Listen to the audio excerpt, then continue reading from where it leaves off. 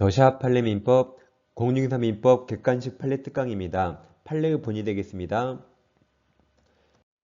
여러분 안녕하세요. 부동산 부수칠성 김하인쌤입니다. 국내 최초, 국내 유일한 민법 객관식 판례 특강 더샵 판례민법 시간입니다.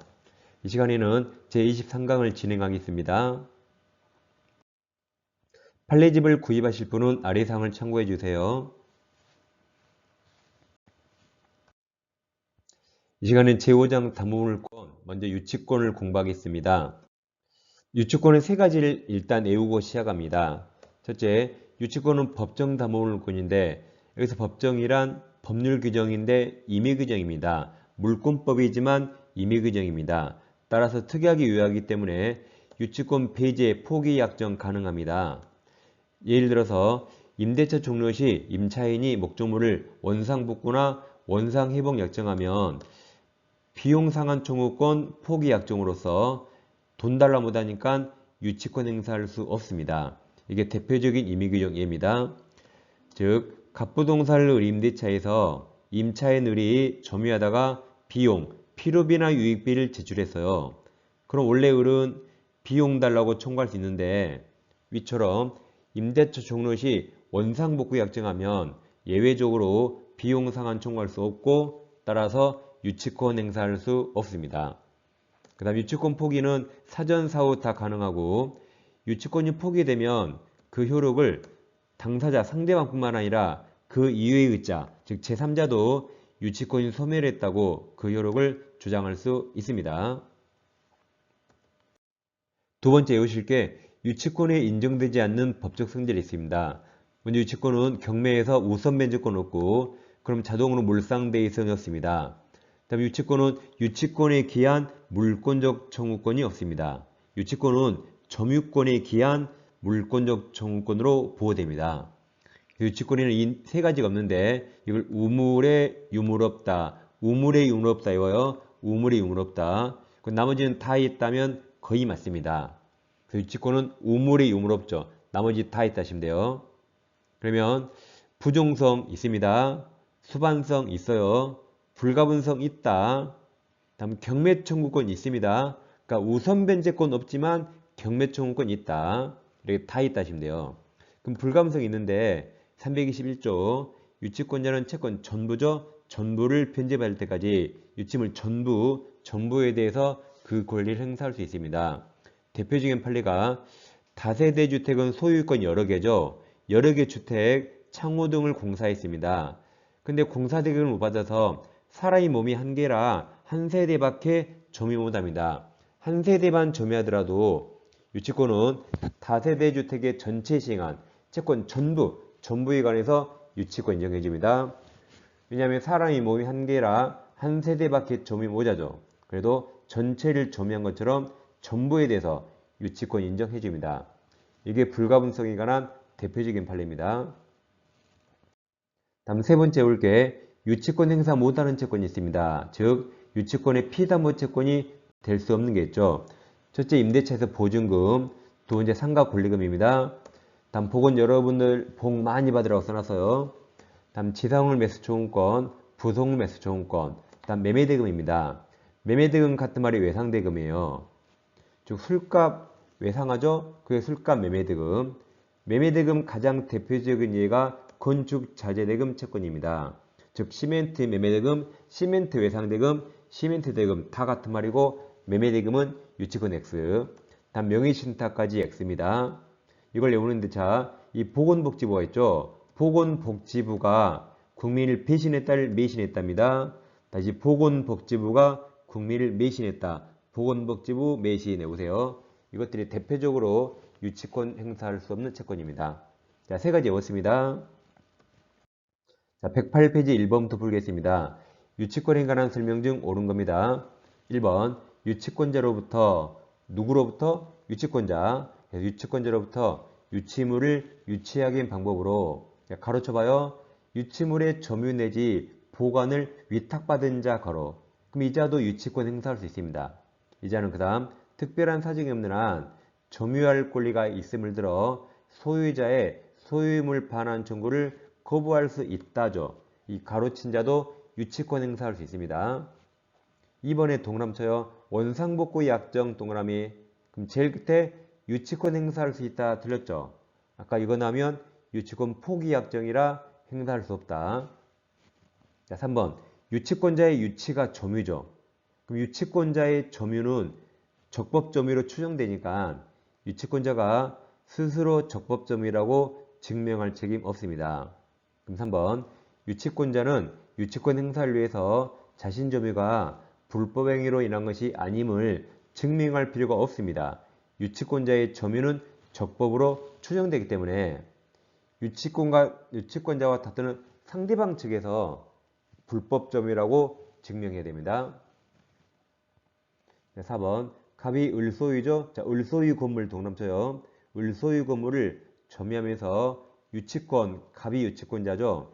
유치권 행사하고 있는데 제3자 병이 건물의 점유를 침탈한 경우 갑의 유치권은 건물 다음에 동그라미 칩니다. 점유상실 동그라미.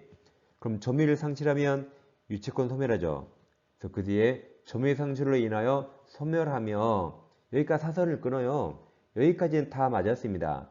점유상실하면 유치권 소멸합니다. 그 뒤에 갑이 점유물 반환 청구권을 행사해서 동그라미 쳐요. 점유를 회복 동그라미. 그럼 재물을 회복하면 점유는 소멸하지 않은 것처럼 쭉 계속되니까 제일 끝에 마찬가지다 들렸죠. 마찬가지다가 유치권이 소멸했단 말이죠. 그렇지 않습니다. 이제 점유를 회복하면 유치권은 되살아납니다. 되살아납니다.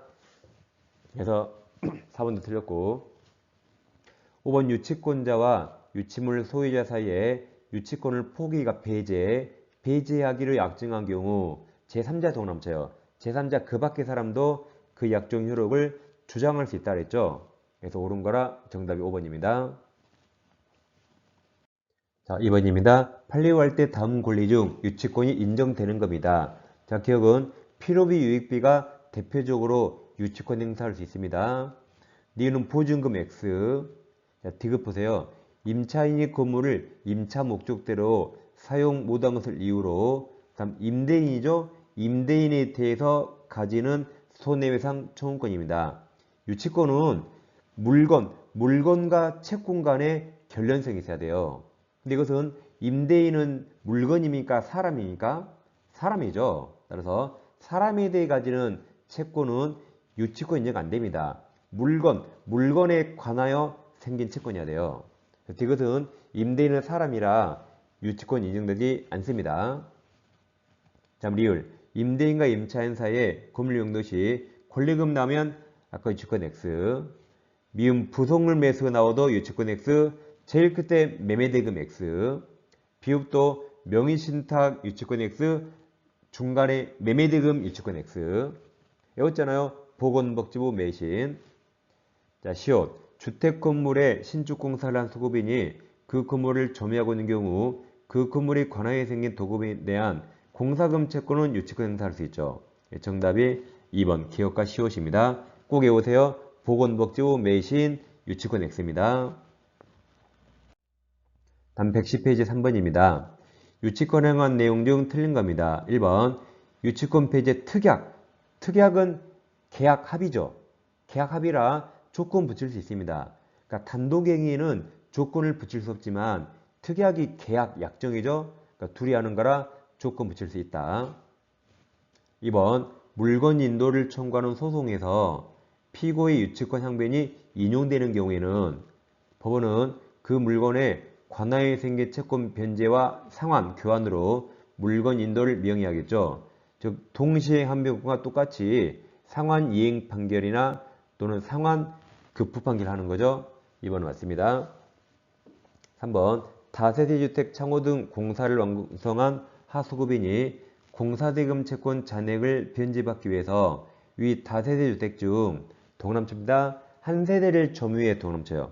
한 세대를 점유하여 유치권을 행사하는 경우 그 유치권은 위 한 세대에 대해 시행한 공사대금만이 아니라 다세대주택 전체죠. 전체에 대해 시행한 공사대금 채권의 동남쳐요. 잔액 전부 동남이 맞았습니다. 잔액 전부를 피담보 채권으로 하여 성립합니다.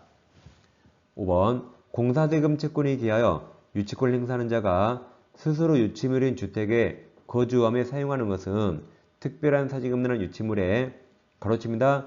보존에 필요한 사용 가로 맞았습니다. 그래서 보존에 필요한 사용에 해당한다고 할 것이지만 그러니까 이렇게 스스로 주택에 거주하면서 사용할 수 있습니다. 그건 유치권 행사로서 적법합니다. 단 그러더라도 유치권자는 내 집 아니고 타인 소유 주택을 사용하니까 사용료는 내야 됩니다. 그건 별개입니다. 유치권이 적법이더라도 사용료는 내야 돼요. 민법에는 공짜 없습니다. 그래서 제일 마지막에 차임상당의 부당이득 반환 의무는 있습니다. 그래서 맞았습니다. 자, 5번은 다음 내용입니다. 먼저 아래에서 내용을 보겠습니다. 자, 간접점유로 유치권 행사할 수 있습니다. 그런데 이 제3자에게 직접점유 맡겼을 때 간접점유로 유치권 행사할 수 있고 하면 채무자가 직접점유할 때는 이건 그냥 물건 돌려준 거라 이때는 유치권 인정 안 됩니다. 자, 예를 들어서 갑에게 자동차가 있는데 을카센터에 수리 맡겨서 자동차 수리비가 200만 원이 나와요. 그럼 갑이 안 주면 을은 유치권 행사할 수 있습니다. 근데 카센터가 좁으니까 인근 병 주차장에 자동차를 안전하게 모셔둬요. 임치한다, 보관을 맡긴다. 그래서 자동차가 병에게 넘어왔죠. 그러면 을이 맡겼으니까 자, 병이 직접 점유하고 을이 간접 점유로 이런 식으로 유치권 행사할 수 있습니다. 이처럼 유치권이란 자동차는 갑소유죠. 갑소유 자동차지만 갑노 돈 내놔. 갑노 돈 안 주면 자동차 못 줘라고 차를 꽉 잡아두는 겁니다. 그래서 이렇게 제3자에게 직접 점유를 맡겨야 돼요. 그래야 갑이 돈을 갚아야 된다는 심리적인 압박이 생기죠. 이렇게 간접 점유로 유치권 행사할 수 있습니다. 네, 오른쪽과 비교합니다. 다시 갑에게 자동차가 있는데 을카센터에 수리 맡겨서 수리비가 200만 원이 나와 있는데 갑이 200만 원이 없어요. 그런데 자동차가 필요해서 을에게 말합니다. 그럼 제가 하루에 5만 원 드릴 테니까 제 차 좀 빌려주세요. 그래서 을이 하루에 5만 원씩 받고 차를 임대했다 되어 있습니다. 그럼 이제 자동차를 갑이 타죠. 그럼 갑은 돈을 갚아야 된다는 심리적인 압박이 생기지 않습니다. 이건 그냥 갑에게 물건 돌려준 거라 이런 유치권은 인정되지 않습니다. 이것을 수리비 채무자가 직접 점유하고 채권자가 간접 점유하는 이런 유치권은 없습니다. 이건 그냥 물건 돌려준 겁니다. 따라서 제3자에게 맡겨야 인정되고 채무자에게 맡기면 물건 돌려준 거라 인정되지 않습니다. 두 개를 잘 비교하세요. 그럼 상단의 5번 유치권자의 점유는 직접 점유이든 간접 점유이든 관계가 없으므로 여기까지 사선을 끊어요. 여기까지 맞았습니다. 내 채권자가 채무자의 동남쳐요. 그 다음 직접 점유자 동남이 이건 그냥 돌려준 거다. 직접 점유자라요. 간접 점유하는 경우에는 유치권 성립할 수 없답니다. 그래서 이 문제는 5번이 정답입니다. 이어서 유치권 효력입니다. 자, 갑과 을이 건설 도급계약을 맺어서 수급인이 공사를 완공하더라도 일반적으로 건물은 도급인 갑소유가 됩니다. 시가 10억으로 가정해 보세요. 그런데 우리 공사대금 채권을 못 받은 게 있어요. 약 3억이라 가정합니다. 그러면 을은 건물을 점유하면서 유치권 행사할 수 있습니다. 그런데 유치권 행사하고 있는데 갑소유 건물이 경매가 나와서 병이 경락받습니다. 이 매수인 병에게 을은 공사대금 채권이 3억이었죠? 그 3억 달라고 경락인에게 변제 청구할 수 있나요? 이 못합니다. 3억은 채권이고 채권은 채무자 갑에게만 행사해야 돼요. 을은 병 얼굴 본 적 없죠. 둘이는 아무 관계 없어서 3억 달라고 변제 청구 못합니다. 근데 유치권은 물권이기 때문에 누구에게나 행사할 수 있습니다. 경락인에게도 행사할 수 있습니다. 자, 그러니까 원래 을은 병에게 3억 달라고 변제 청구 못하고 병은 을에게 3억 줄 필요가 없습니다. 그런데 을은 못 나가라고 경락인에게 유치권은 행사할 수 있거든요. 그러니까 원래 병은 3억 줄 필요 없지만 자, 병이 일부러 경락가를 이렇게 정합니다. 건물이 10억이죠. 을 채권이 3억이죠. 그걸 빼요. 그럼 7억이죠. 그래서 병이 일부러 7억 이하로 경매를 받아요. 예를 들어 5억 5천에 받았어요. 그럼 병이 을 3억 줄 필요 없지만 그냥 병 돈으로 을 3억 줍니다. 그럼 우리 나가겠죠. 그럼 병이 당장 들어가 살 수 있죠. 그럼 병은 총 한 8억 5천의 상골이 되는 겁니다. 이렇게 원래 병은 3억 줄 필요 없지만 병이 을을 내보낼 생각으로 현실에서는 10억에서 3억을 뺀 7억 이하로 경매를 받고 병이 그냥 내 돈으로 을 3억 주고 내보내는 겁니다. 이처럼 건물에 유치권이 있으면 경락인에게도 못 나가라고 대항할 수 있습니다. 그러니까 실제는 가짜가 판을 쳐요. 이 가짜를 막기 위해서 우리 대법원은 경매 개시결정 등기입니다. 이 경매 개시결정 등기 전에 유치권을 취득한 사람은 가짜일 확률이 거의 없으니까 경락인에게 못 나가라고 대항할 수 있는데, 자, 잘 들어보세요. 경매 개시결정 등기 후에 유치권을 취득한 사람은 이때 가짜가 많이 나오거든요. 따라서 경매 등기 후에 유치권을 취득한 사람은 이 유치권이 진짜이더라도 진짜면 유치권 성립하죠. 근데 경락인에게는 대항할 수 없다고 판시합니다. 그러니까 나가야 돼요. 이렇게 판시함으로써 경매 개시결정 등기 후에 나올 가짜 유치권을 미연에 방지하는 겁니다. 진짜도 대항할 수 없으니까 가짜가 나올 수 없죠. 이렇게 경매 등기 후에 나올 가짜 유치권을 미연에 방지하는 겁니다. 그럼 경매 개시결정 등기하면 압류 효력이 생겨요. 그래서 경락인에게 대항할 수 있는가의 판단 기준은 경매 개시결정 등기 전후입니다. 또는 경매로 인한 압류 효력 발생 전후입니다. 이게 기준이에요. 저당권이 아닙니다. 가압류가 아니에요. 뭐가 기준이에요? 경매 등기 전후 또는 경매로 인한 압류 효력 발생 전후가 기준이고, 여기 없는 저당권이 아니다, 가압류가 아니다. 똑같은 게 주임법에 있어요. 주임법. 아파트가 경매에 나오면 가짜 소유임차에 나와요. 왜 나와요? 최우선 변제 받으려고 나옵니다. 그래서 이 주임법이 아예 써 있습니다. 이 가짜 소유임차를 막기 위해서 경매 개시결정 등기 전에 대항력을 취득하면 이때는 가짜일 확률이 없으니까 이 소유임차에는 최우선 면제 받을 수 있지만 경매 등기 후에 대항력을 취득하면 설령 진짜이더라도 최우선 변제 받을 수 없다고 주임법에 써 있습니다. 왜냐하면 보통 경매 등기 후에 가짜 소유임차에 나오니까 이자를 미연에 방지하기 위해서 설령 경매 등기 후에 진짜로 대항력을 취득했더라도 그 임차인은 최우선 변제 받을 수 없다고 법에서 정해 있습니다. 그 위쪽 유치권은 법에 없으니까 대법원이 아래와 똑같이 법원이 판시합니다. 그래서 유치권자가 경락인에게 대항하는가 판단 기준은 저당권이 아니에요. 가압류가 아닙니다. 경매로 인한 경매 신청 등기 또는 경매로 인한 압류입니다. 그걸 꼭 기억하셔야 돼요. 자, 110페이지 4번입니다. 유치권에 관한 내용 중 틀린 겁니다. 자, 문제가 유치권인데 1번에 자, 건축 자재 동그라미 그 뒤에 매도 동그라미. 물 것도 없죠. 제일 끝에 유치권 행사할 수 없다 얹었습니다. 아까 이었죠? 보건복지부 매신, 매가 매매대금, 외상대금, 건축 자재대금 외웠습니다. 자, 2번부터 5번까지 다 묶어요. 한꺼번에 다 봅니다. 2번, 유치권자는 경매월차의 매수인에 대해서 유치 목적물에 자, 동그라미 쳐요. 인도를 거절 동그라미. 이게 유치권. 유치권 행사할 수 있으나 맞았죠. 근데 그에게 피담의채권에 자, 변제 청구 동그라미 쳐요. 이건 할 수 없다 그랬죠. 3번, 채무자 소유 건물 등 자, 부동산에